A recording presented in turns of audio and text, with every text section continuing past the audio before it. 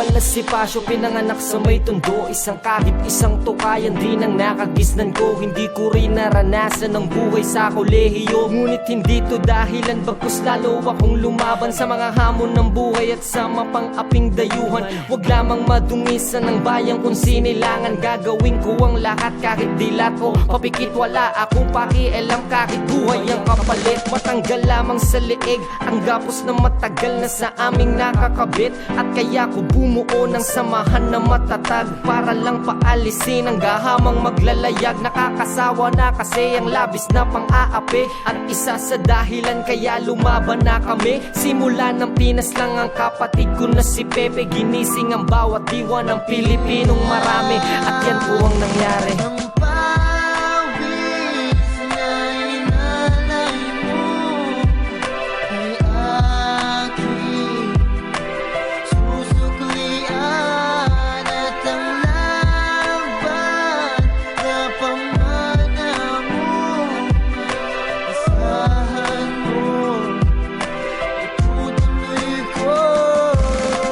Nga pala si Luna, isa po kong general. At katulad ng iba, handa rin po akong lumaban. Ibuwis ang aking buhay sa lupa kung sinilangan. Tila may nag-alangan, masyado daw akong mayabang, sumobra daw sa tapang. Huwag kayong mag-alala dahil ako ay aminado. Ang gusto ko lang naman lahat tayo'y disiplinado.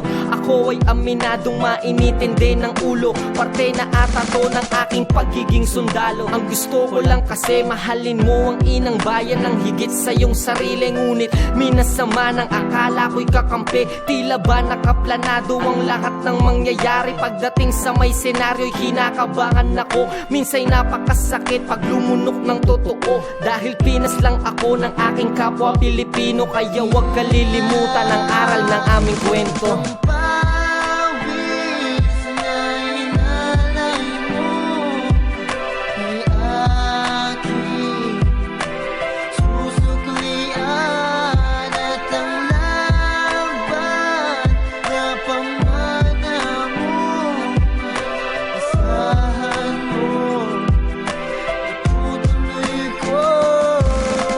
Nagawang mali, bakit sila ginanito? Pinagtanggol lamang nila ang bayang sinilangan mo. Nasaan na nga ba talaga mga labi ni Bonifacio? Kung hindi nangyari to, siya dapat ang unang pangulo. Si dakilang general, bakit Pinas lang ng brutal? Ni walang kalaban-laban, pinatay ng talikuran. Pinatay siya ng taong kanyang pinagkatiwalaan. Binarela, tinaga, pinagsisipa sa mukha. Pinagtulungan ng marami at wala siyang nagawa. Ano naisip mo na ba, bakit ginanito sila? Alamin mo ang kasaysayan kung ano ang kaganapan. Nagbuwis sila ng buhay para sa mahal na bayan, ngunit napakasakit tanggapin ang katotohanan. Dahil Pinas lang sila ng ating mga kababayan, at ito ang pangyayari na tila hindi normal. Bakit nila nilapastangan ng Supremo General?